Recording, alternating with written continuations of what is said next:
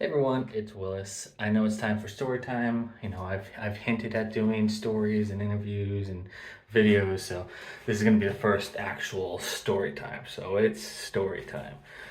Now, my first interaction with the paranormal entity, ghost, whatever you want to call it, here in the house happened shortly after I moved in. Now, this you have to have some context. This house basically has two floors. There's the main floor, which is ground level, and then there's a full furnished basement floor, subfloor, whatever you want to call it.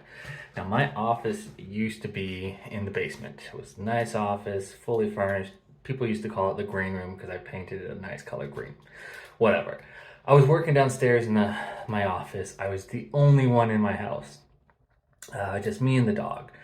Um, and I was going ahead, doing all my work, doing the normal day to day. And what I could hear upstairs is a little kid running through the hallway. Now, I'm in that hallway now.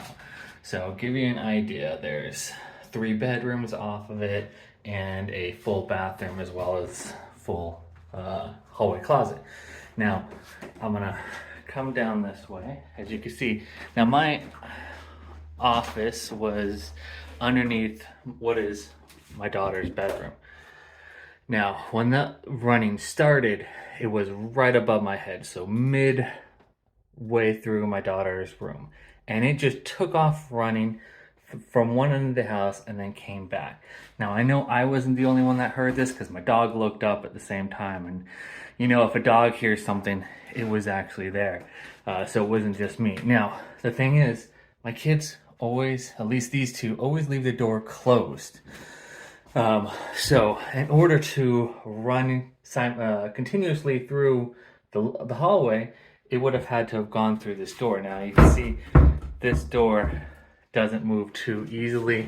And if we go down towards the other end where the running ran through, again, if it's closed, it's not something you can just continuously run through. So it came back and forth. That was my first experience. And you could tell the difference between little kid feet and adult feet, especially if you're a parent. You know the difference between the feet size and their running and the space between their footsteps. So as a parent, that was something I had heard before. I went upstairs, I checked everything out. There was no one here and the doors were still all closed. So that was my very first experience. I knew it was a child spirit at the time. Many people have experienced and seen the child spirit in the house. So that was my first experience. It's my first understanding that there was something more to this house than just the house itself. So that's my first story. I'll stop it there because it's 3 minutes and there's a lot of talk in there. So more stories to come.